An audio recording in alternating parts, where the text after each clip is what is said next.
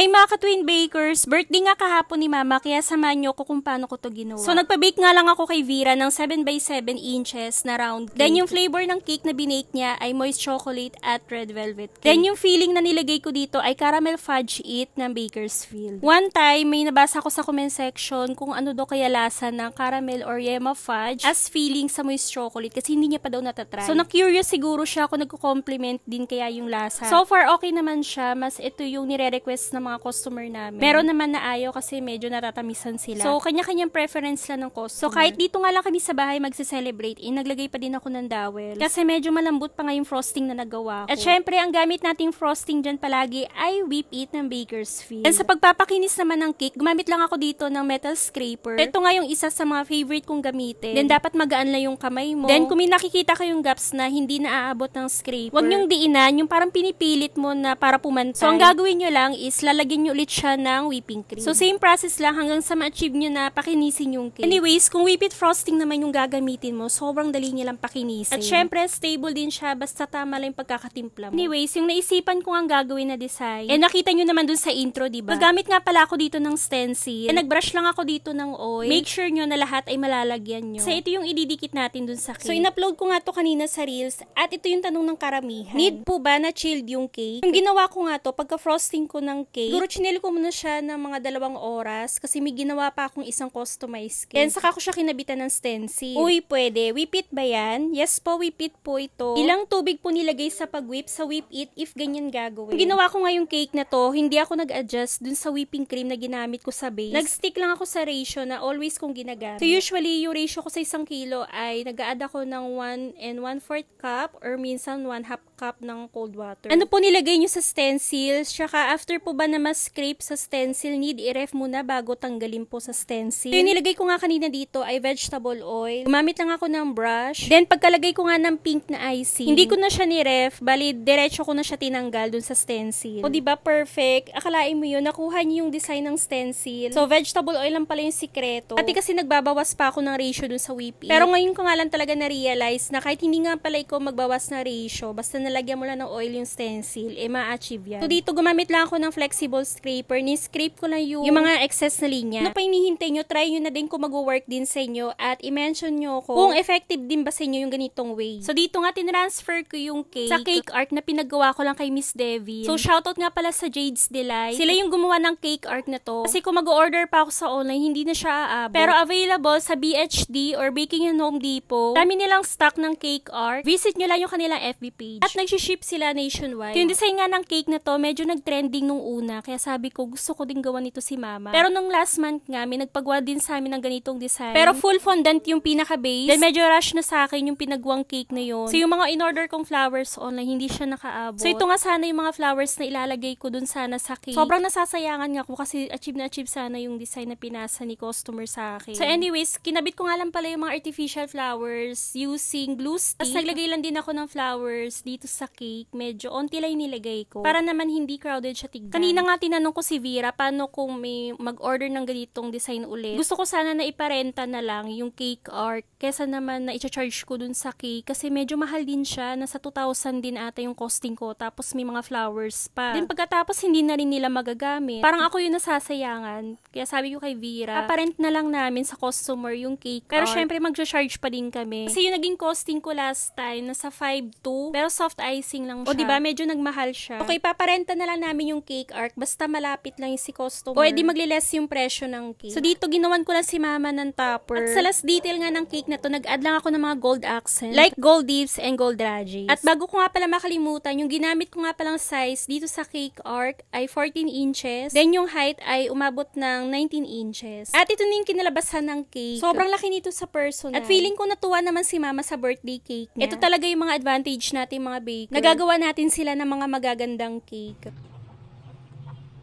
Happy birthday, happy birthday, happy birthday to you. Happy birthday, happy birthday to you. Happy birthday, Lola. Yay! Wish?